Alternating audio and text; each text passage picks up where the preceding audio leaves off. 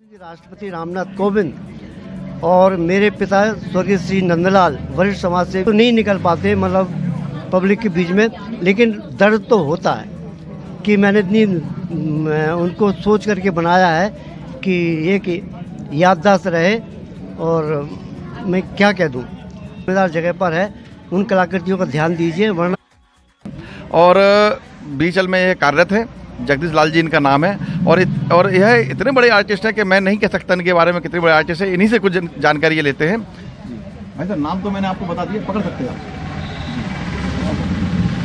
भाई साहब, जो आपने कलाकृतियाँ स्क्रैप वगैरह से बनाई हैं, और ये बड़ा ही गूढ़ विषय है, मतलब मंदिर लिखा कि माटी में इतना बड़ा अच्छा सब कुछ माटी से बनते, तमाम तरह के क्रियाकलाप होते हैं। कुछ बताइए, कैसा क्या रहा आपका संघर्षमय जीवन और क्या कहना चाहते हैं आज के विषय में आप? मैं ये सबसे पहले तो जो है ना, झांसी दर्शन और नीरज जी को बहुत बहुत धन्यवाद बोलना चाहता हूँ कि जो मेरे जैसे व्यक्ति का आप इंटरव्यू ले रहे हैं। लेकिन जो उस तरह का आपने जो जिक्र किया है कि स्क्रैप जो इंडस्ट्रियल एरिया में स्टील स्क्रैप निकलता है, तो ये मेरे दिमाग में ऐसे आया कि चूँकि मेरे पिताजी वरिष्ठ समाज सेवी थे झांसी के अंदर और पुराने लोग सब जानते हैं, तो मैंने कहा ये काम तो मैं नहीं कर सकता क्योंकि मैं इंडस्ट्रियल एरिया में काम करता हूँ। तो मैंने सोचा कि क्यों ना स्क्रैप को कुछ ऐसा किया जाए कि जो जगह जगह पर्यावरण को ख़राब भी करता है और काफ़ी जंगमंग लग जाती है और भी चीज़ें ऐसी फेंकी जाती हैं। तो मैंने उनसे कलाकृतियाँ बनाना सीखा। तो सीखने के बाद मैंने उसको परिवर्तन किया कि मैंने सोचा कि फिर ऐसी चीज़ें बनाई हैं जो लोगों को प्रेरणादायक रहे। तो मैंने कलाकृतियाँ तो बहुत बनाई हैं, गांधी के 3 बंदर और नो स्मोकिंग, शराब के ऊपर, हत्या पर, और आपके जो है ना महिलाओं पर अत्याचार पर, इस तरह की मैंने बहुत सी बनाई हैं। लेकिन मेरे दिमाग में ये आया कि चूँकि मैं झांसी का रहने वाला हूँ, तो क्यों ना ऐसी चीज़ बनाई जाए जो ऐतिहासिक हो, जो लोग जाने भी।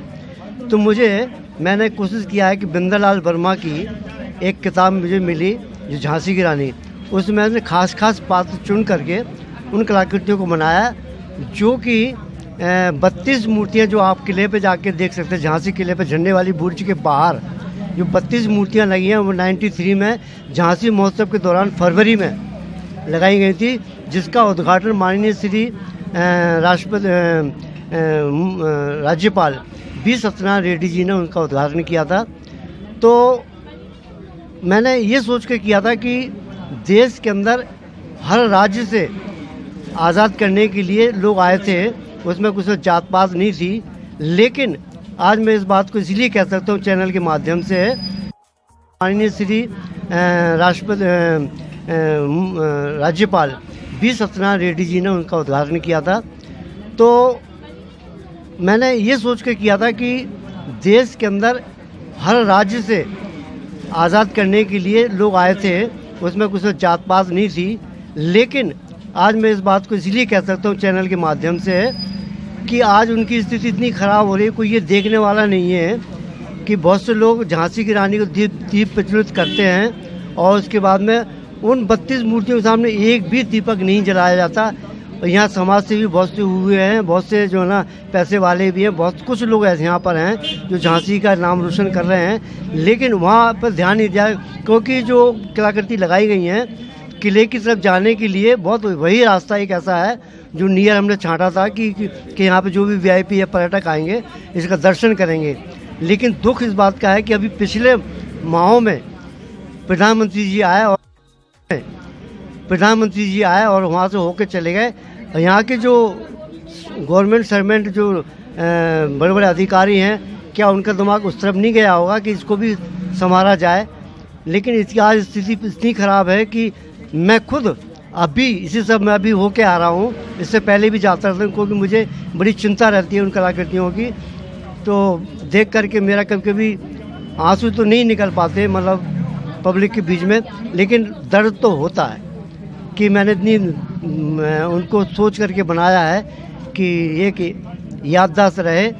और मैं क्या कह दूं, लेकिन अब मुझे एक नीरज जी आप मिले और झांसी दर्शन ने आपने मेरा इंटरव्यू लिया, तो मैं उसमें एक बात मैं और भी कहना चाहता हूँ कि मैं बहुत लोगों को सिखाया भी है इसके वो किस तरह से करना चाहिए।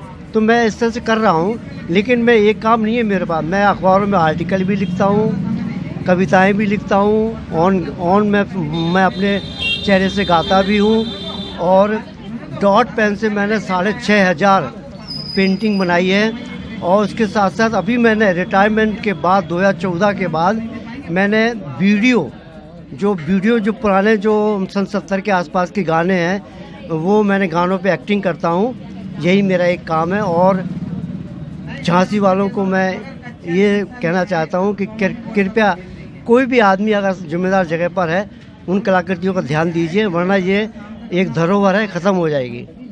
Thank you. कोविंद जी के बारे में कुछ बता रहे थे उपराष्ट्रपति जी के। देखिए, राष्ट्रपति रामनाथ कोविंद जी बहुत माह में बहुत बड़े व्यक्ति हुए हैं, अपने राष्ट्रपति हुए हैं। हालांकि वो कोरी समाज से आते हैं, और मैं इसलिए और कहना चाहता हूँ क्योंकि राष्ट्रपति रामनाथ कोविंद और मेरे पिता स्वर्गीय श्री नंदलाल वरिष्ठ समाज से भी इनकी काफ़ी अच्छी दोस्ती थी। मेरे घर भी आते थे, 2-3 बार तो मैंने आते हुए देखा है, और एक बार तब आए थे जब मेरे पिताजी का स्वर्गवास हो गया, तब वो सलामी के लिए आए थे।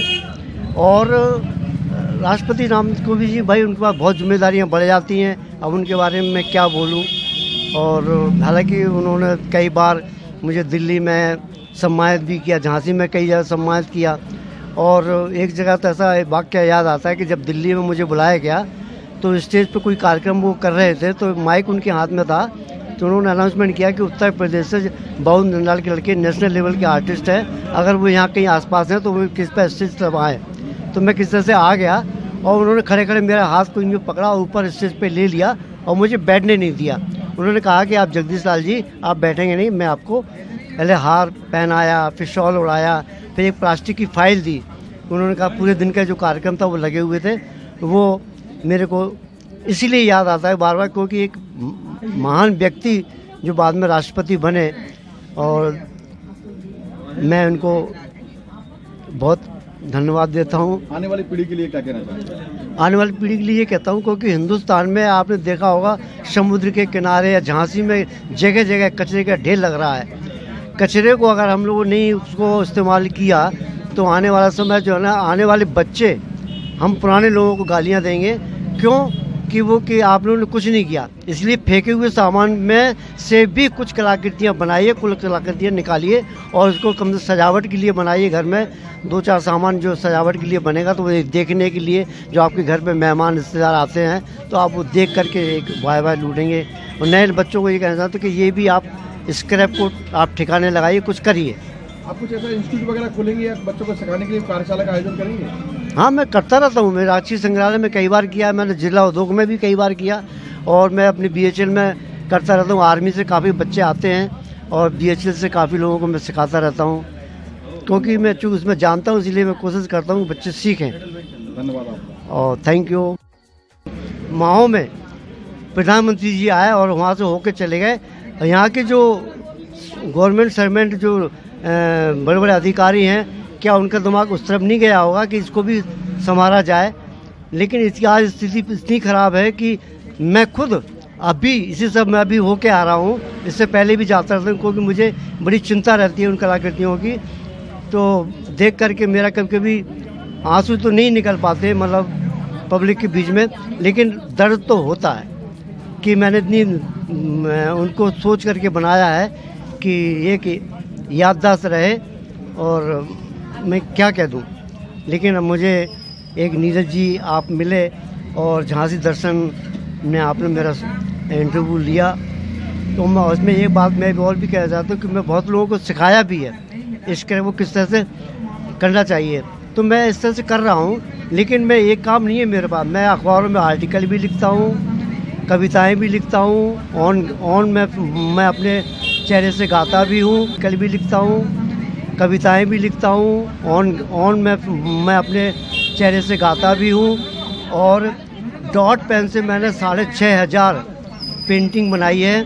और उसके साथ साथ अभी मैंने रिटायरमेंट के बाद 2014 के बाद मैंने वीडियो जो पुराने जो सन 70 के आसपास के गाने हैं वो मैंने गानों पे एक्टिंग करता हूँ। यही मेरा एक काम है। और झांसी वालों को मैं ये कहना चाहता हूँ कि कृपया कोई भी आदमी अगर जिम्मेदार जगह पर है उन कलाकृतियों का ध्यान दीजिए, वरना ये एक धरोहर है, ख़त्म हो जाएगी। Thank you. कोविंद जी के बारे में कुछ बता रहे थे उपराष्ट्रपति जी के बारे में। देखिए, राष्ट्रपति रामनाथ कोविंद जी बहुत माह में बहुत बड़े व्यक्ति हुए हैं, अपने राष्ट्रपति हुए हैं। हालांकि वो कोरी समाज से आते हैं, और मैं इसलिए और कहना चाहता हूँ क्योंकि राष्ट्रपति रामनाथ कोविंद और मेरे पिता स्वर्गीय श्री नंदलाल वरिष्ठ समाज से भी इनकी काफ़ी अच्छी दोस्ती थी। मेरे घर भी 2-3 बार तो मैंने आते हुए देखा है, और एक बार तब आए थे जब मेरे पिताजी का स्वर्गवास हो गया, तब वो सलामी के लिए आए थे। और राष्ट्रपति रामनाथ कोविंद जी, भाई उनके पास बहुत जिम्मेदारियां बढ़ जाती हैं, अब उनके बारे में मैं क्या बोलूं। और हालांकि उन्होंने कई बार मुझे दिल्ली में सम्मानित भी किया, झांसी में कई जगह सम्मानित किया।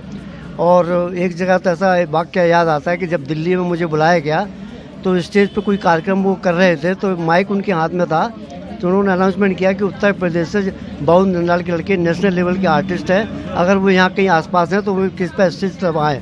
तो मैं किस तरह से आ गया, और उन्होंने खड़े खड़े मेरा हाथ को यूँ पकड़ा और ऊपर स्टेज पे ले लिया और मुझे बैठने नहीं दिया।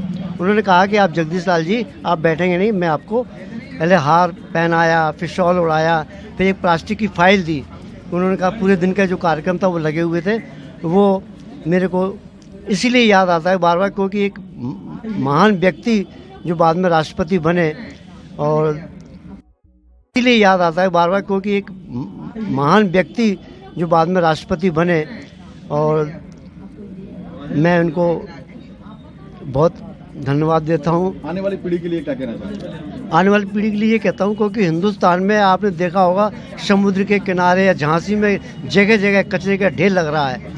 कचरे को अगर हम लोगों ने उसको इस्तेमाल किया तो आने वाला समय जो है ना, आने वाले बच्चे हम पुराने लोगों को गालियाँ देंगे, क्यों कि आप लोगों ने कुछ नहीं किया। इसलिए फेंके हुए सामान में से भी कुछ कलाकृतियाँ बनाइए, कुछ कलाकृतियाँ निकालिए, और उसको कम से सजावट के लिए बनाइए। घर में 2-4 सामान जो सजावट के लिए बनेगा, तो वो देखने के लिए जो आपके घर पे मेहमान रिश्तेदार आते हैं तो आप वो देख करके एक वाह लूटेंगे। और नए बच्चों को ये कहना चाहते हैं कि ये भी आप स्क्रैप को आप ठिकाने लगाइए, कुछ करिए। आप कुछ ऐसा इंस्टीट्यूट वगैरह खोलेंगे या बच्चों को सिखाने के लिए कार्यशाला का आयोजन करेंगे? हाँ, मैं करता रहता हूँ। मैं राष्ट्रीय संग्रहालय में कई बार किया, मैंने जिला उद्योग में भी कई बार किया, और मैं अपनी BHL में करता रहता हूँ। आर्मी से काफ़ी बच्चे आते हैं, और BHL से काफ़ी लोगों को मैं सिखाता रहता हूँ, क्योंकि मैं चूँकि उसमें जानता हूँ, इसलिए मैं कोशिश करता हूँ बच्चे सीखें। धन्यवाद आपका। और थैंक यू। व्यक्ति जो बाद में राष्ट्रपति बने, और मैं उनको बहुत धन्यवाद देता हूँ। आने वाली पीढ़ी के लिए क्या कहना चाहते हैं? आने वाली पीढ़ी के लिए ये कहता हूँ क्योंकि हिंदुस्तान में आपने देखा होगा समुद्र के किनारे या झांसी में जगह जगह कचरे का ढेर लग रहा है। कचरे को अगर हम लोगों ने उसको इस्तेमाल किया तो आने वाला समय जो है ना, आने वाले बच्चे हम पुराने लोगों को गालियाँ देंगे, क्यों कि आप लोगों ने कुछ नहीं किया। इसलिए फेंके हुए सामान में से भी कुछ कलाकृतियाँ बनाइए, कुछ कलाकृतियाँ निकालिए, और उसको कम से सजावट के लिए बनाइए। घर में 2-4 सामान जो सजावट के लिए बनेगा, तो वो देखने के लिए जो आपके घर पे मेहमान रिश्तेदार आते हैं तो आप वो देख करके एक वाह लूटेंगे। और नए बच्चों को ये कहना चाहते हैं कि ये भी आप स्क्रैप को आप ठिकाने लगाइए, कुछ करिए। आप कुछ ऐसा इंस्टीट्यूट वगैरह खोलेंगे या बच्चों को सिखाने के लिए कार्यशाला का आयोजन करेंगे? हाँ, मैं करता रहता हूँ। मैं राष्ट्रीय संग्रहालय में कई बार किया, मैंने जिला उद्योग में भी कई बार किया, और मैं अपनी BHL में करता रहता हूँ। आर्मी से काफ़ी बच्चे आते हैं, और BHL से काफ़ी लोगों को मैं सिखाता रहता हूँ, क्योंकि मैं चूँकि उसमें जानता हूँ, इसलिए मैं कोशिश करता हूँ बच्चे सीखें। धन्यवाद आपका। और थैंक यू।